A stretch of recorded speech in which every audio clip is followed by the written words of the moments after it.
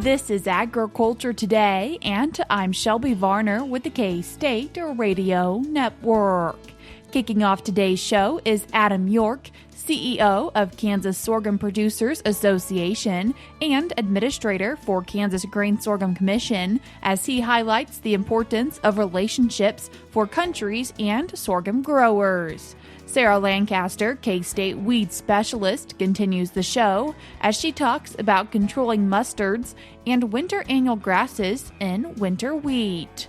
Part of the Cattle Chat podcast from the Beef Cattle Institute ends the show as Brad White, Phillip Lancaster, Bob Larson, and Scott Fritz discuss making the decision of what heifer calves to keep as replacements. That and more is coming up ahead.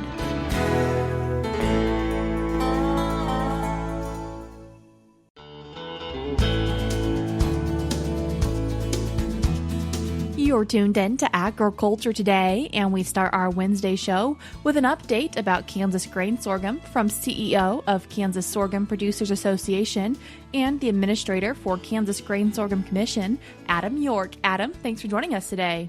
Thanks for having me today, Shelby. Adam, how are things going at Kansas Grain Sorghum? We have had I would describe this as a tale of two sorghums. One, we have production pretty well figured out in the state, especially when we have a 2025 calendar year where Western Kansas is getting 30 plus inches of rain. We can produce a wonderful sorghum crop. And that's shows up in the data where Kansas historically does produce half of the crop every year.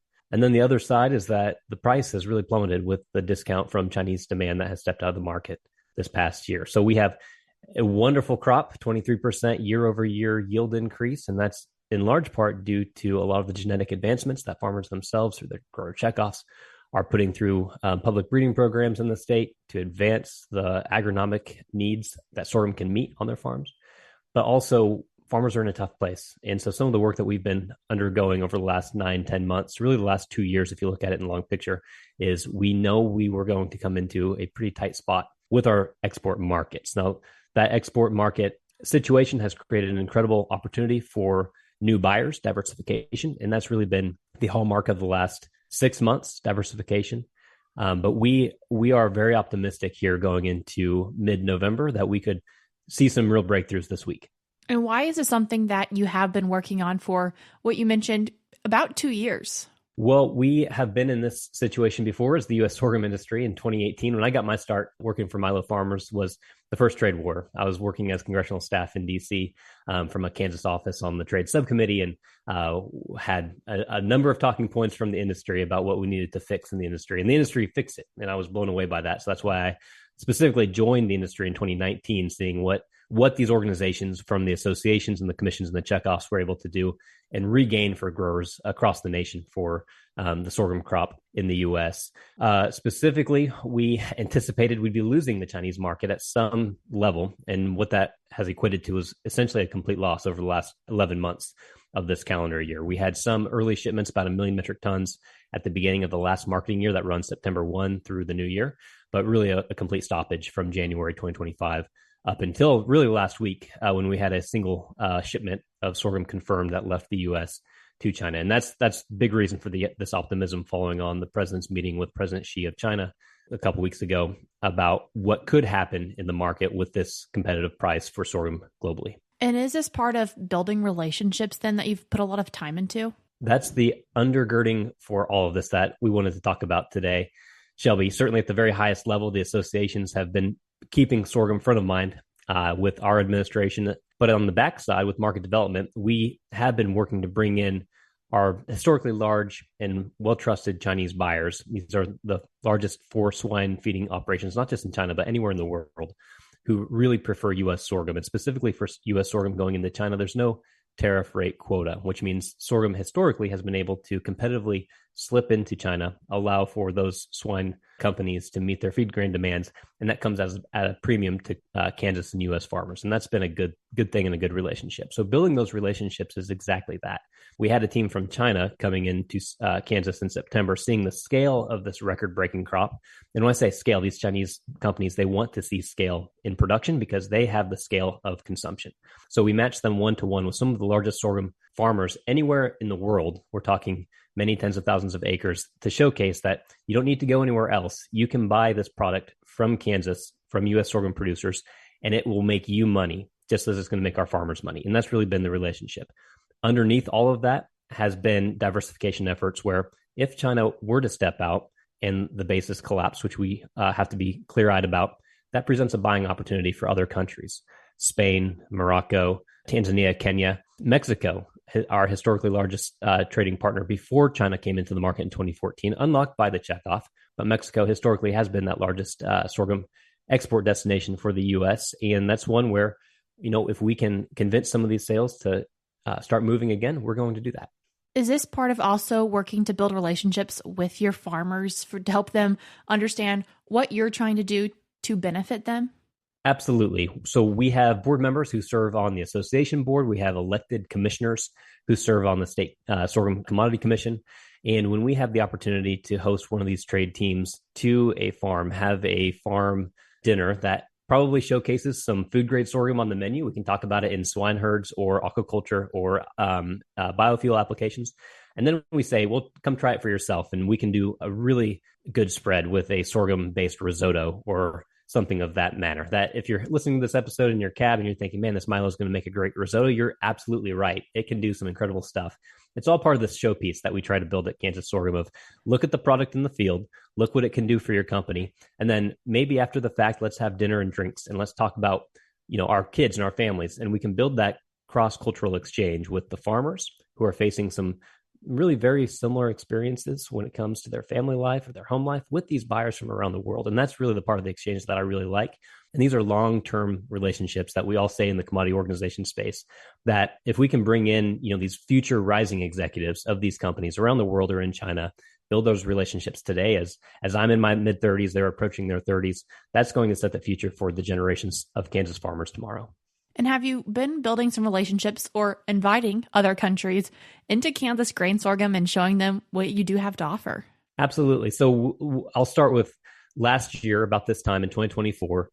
We still had our Chinese market access, but anticipating turmoil in the market in 2025, we brought in a pretty sizable delegation of Indian poultry manufacturers. Indian poultry manufacturers could look at sorghum comparatively to domestic corn. India has been a tough market to break into. However, India has a domestic ethanol mandate that is essentially shifting a large bulk of domestic corn flows from poultry manufacturing to ethanol feedstock. What that meant was we know tactically and strategically that these Indian poultry manufacturers could be our good friends in working through the channels that be within these countries to help showcase maybe it would be a good idea to look at bringing in U.S. sorghum so that those two companies, the Kansas farmer and the Indian poultry manufacturer, can continue to advance into the future. And so that's really how we look at this holistically, is what are these grain flows around the world, who needs the product, and how can we best showcase not just the crop, but the producer, him and herself, to build that relationship so that we have these future trading exchanges going forward. What have been some of the biggest learning curves you've experienced or had to work your way through as you've interacted and worked to build all these different relationships?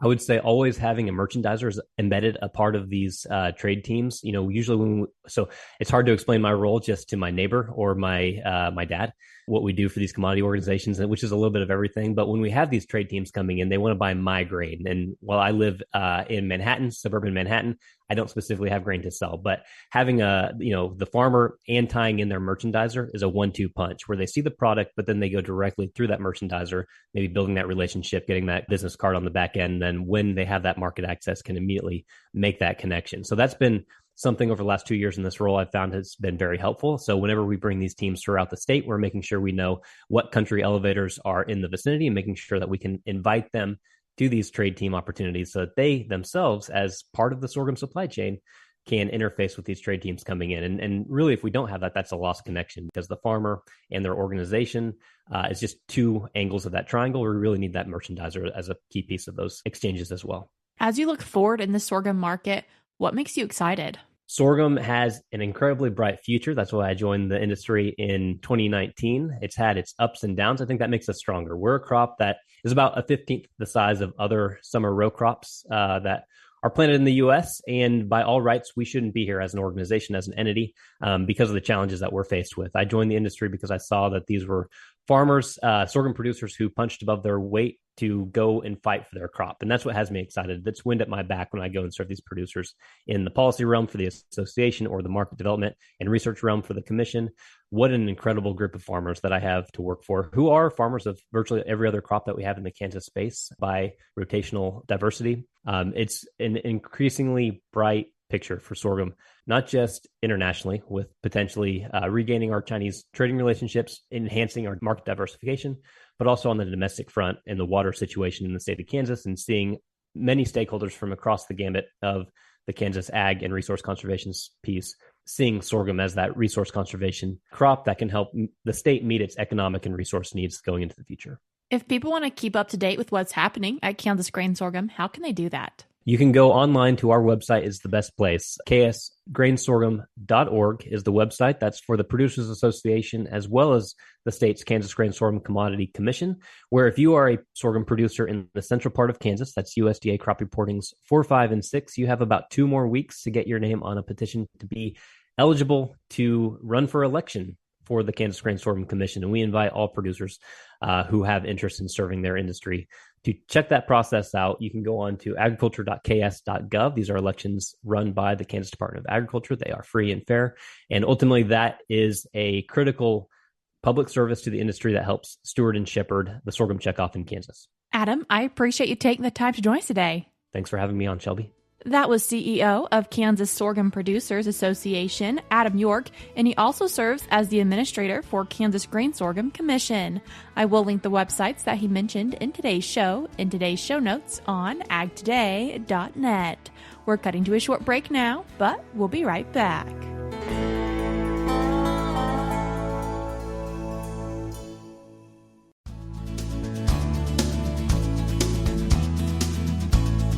You're tuned in to Agriculture Today, and we continue our show discussing weed control in winter wheat with K-State weed specialist Sarah Lancaster. Sarah, thanks for joining us today. Always a pleasure to be here, Shelby. Sarah, as we're thinking about winter wheat right now, what weeds are you keeping an eye on or making sure growers are ready to take care of? Yeah, I think the 2 most problematic kind of groups of weeds that we talk about in wheat are the winter annual grasses, because they are so similar to the wheat crop. And then I think mustards are a close second place after the winter annual grasses. They tend to be, aggressive and cause yield loss. And also some of our mustard species, in addition to some of our winter annual grasses, have known cases of herbicide resistance in Kansas. What are those key mustard species? So starting with mustards, there's a handful that we tend to talk about maybe more than others. When we talk about mustards, it could be anything from, field pennycress and shepherd's purse up to bushy wallflower or blue mustard. It seems like we spend most of our time talking about bushy wallflower, flickweed and tansy mustard, and then blue mustard, maybe more so than some of the things like field pennycress. And what are a few different control options, or what impact have you seen depending on when that treatment is done to hopefully control that weed?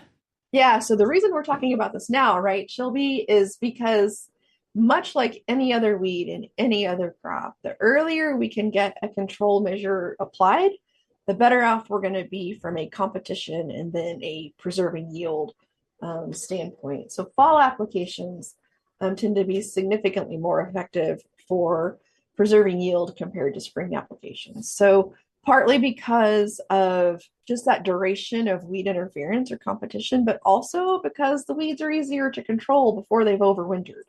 And so what are some options you have for controlling these weeds?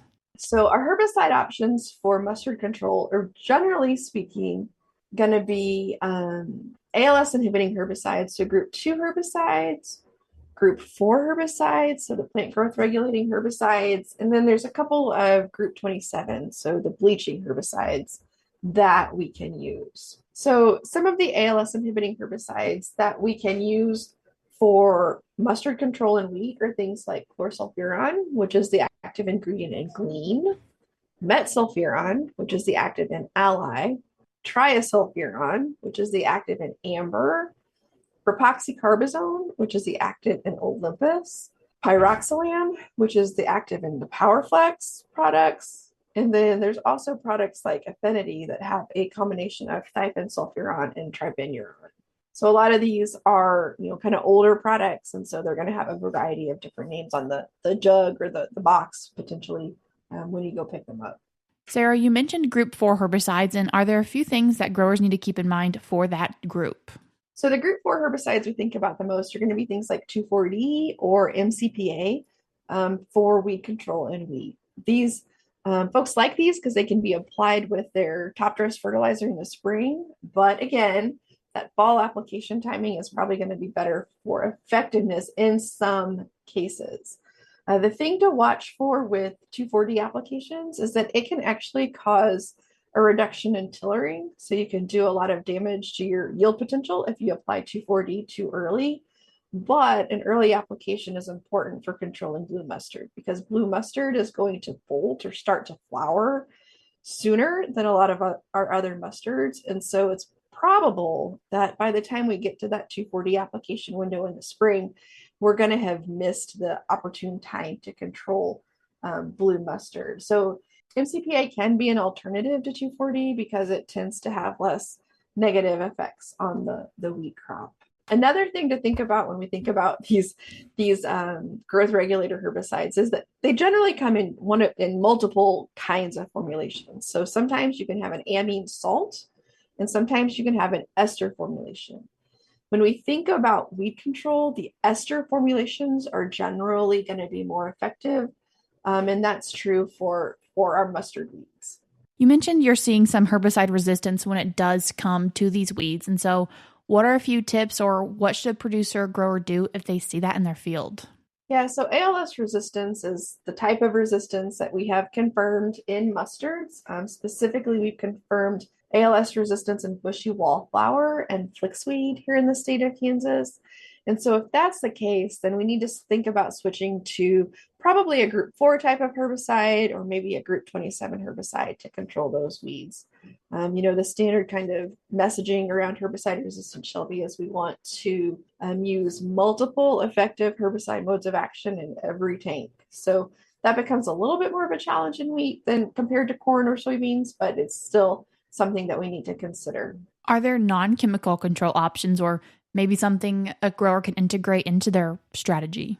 Yeah, crop rotation is probably the best option for breaking that cycle of winter annual weeds, whether we're talking about mustards or grasses, Shelby. Crop rotation is going to be very important for cleaning up any of these winter annual weeds and wheat. And when we're thinking about these mustards, and obviously we're focused towards what's in the field, but is it important to keep in mind what's maybe around the field as well? Sure. With all weeds, Shelby, managing things like road ditches, fence lines is really important as weeds tend to creep in from the outside of the field.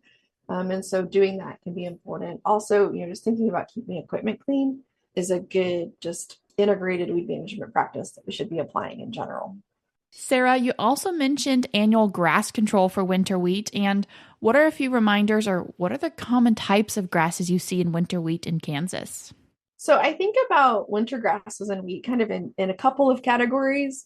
One would be the weedy roams. So that includes things like cheatgrass, which is also called downy brome. So a couple of names for the same plant there.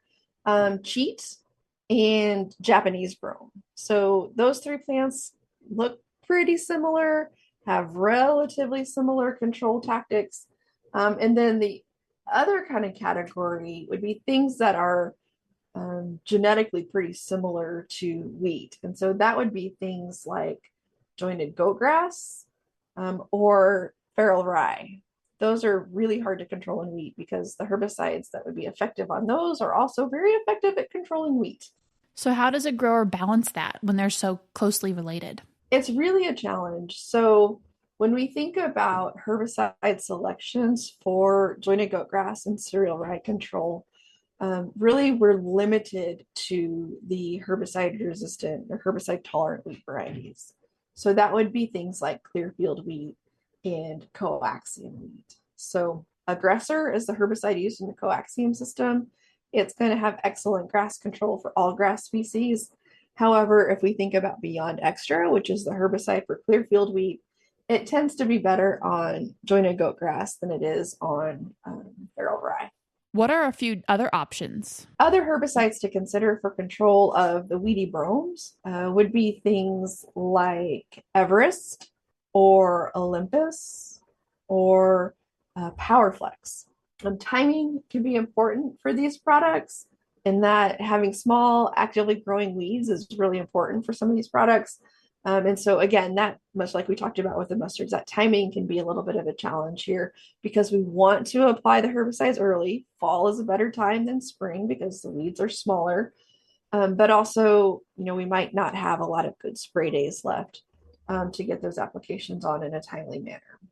Is this another weed where crop rotation is a pretty good option?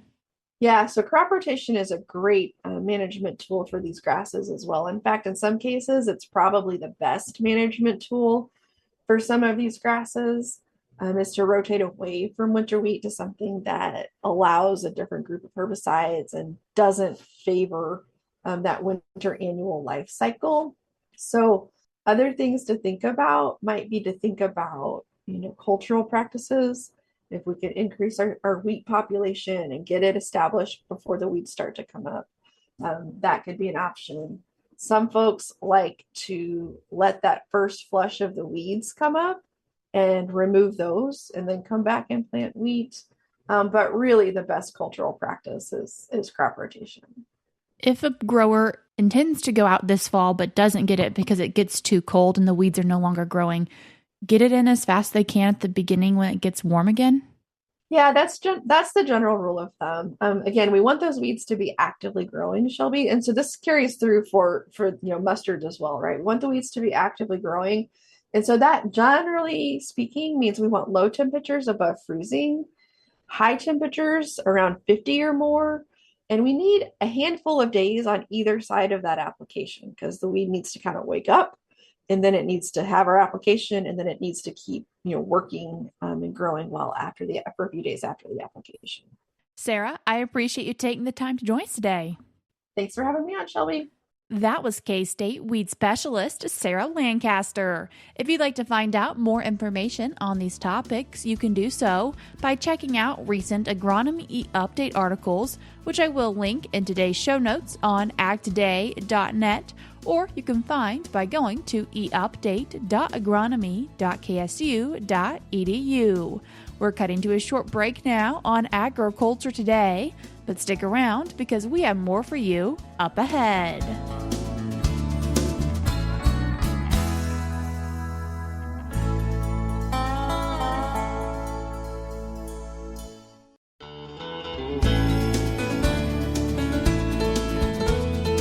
You're tuned in to Agriculture Today, and we conclude our show with part of the Beef Cattle Institute's Cattle Chat podcast with Brad White, Bob Larson, Phillip Lancaster, and Scott Fritz.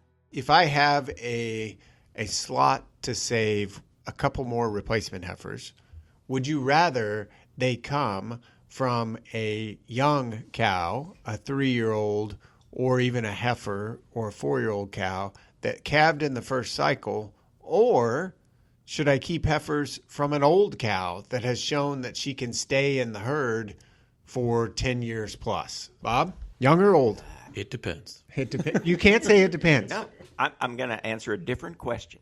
You're going to take the politician route. That's another way out of it. Yeah. I'm going to select a heifer that was born in the first 21 days of the breeding season every year. And then if I had several like that, I would pick the heifer that calved in the first 21 days, whose dam is the oldest that I like. Meaning that... So you'd go old. I would go old because assuming that she fits my herd, she fits our management, there is a lot to be said for a cow that has longevity.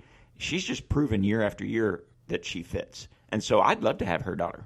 What if the question is that 10-year-old cow, she may calve in the second or third 21 days, and the 4-year-old is in the first 21 days? Does that kick the 10-year-old cow out of the discussion? So if this calf was born in the second or third 21 days, I don't keep her, even though her mom can stay in the herd as long as she keeps calving. But that's really important to me that that I select my heifers from the ones that calved early. Yeah, I think the question here is that timing of calving genetic? Like, is that heifer from that cow, even though she had a heifer this time in the first 21 days, because that's the assumption here, they were born on the same day, right? And so even though this time she had a heifer born in the first 21 days, but typically that dam calves in the second or third 21 days. Is there a genetic component there? Is it strong enough to make a difference or to influence my selection? Oh. And I would say probably not. Yeah, I would agree with that, in that there is a genetic component to fertility, but it's pretty low. But what is consistent year after year is May the 20th falls on May the 20th every year. And so if a cow gets bred, so I'm talking about spring calving cows. So if she gets bred soon after the bulls are turned out this year, she's likely to be bred early in subsequent years. It's just because of the way cattle work, with the length of their period of infertility after they calve, and those, I need them to be born early. So, but in this situation, so I've got an older cow. Sometimes she calves early, sometimes she calves in the middle of the calving season, but she stayed in the herd a lot of years. That's still a positive in her favor.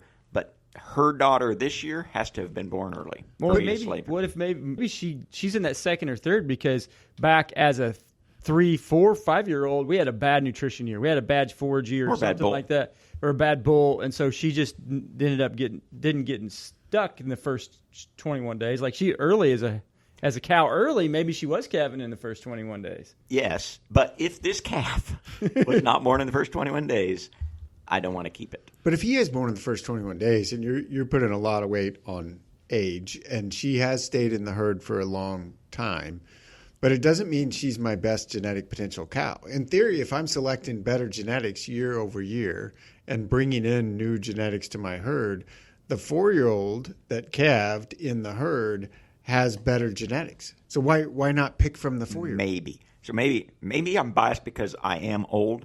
There is something to be said. And you selected the old, absolutely. The old, wiser cow that's there. I didn't see that coming. A young animal has better potential genetics, but she has not proven it yet. And that old cow has proven it. And so I'll take the proven genetics of an old cow that's been in my herd and produced for a lot of years over the potential genetics of her daughter. And that's different than a purebred producer. Purebred producer selling genetics. Commercial producer is selling pounds, and I like less uncertainty. And my old cows that have produced, I've got data. Once again, that was part of the Beef Cattle Institute's Cattle Chat podcast. That's all we have for you today on Agriculture Today, but we'll be back with more for you tomorrow.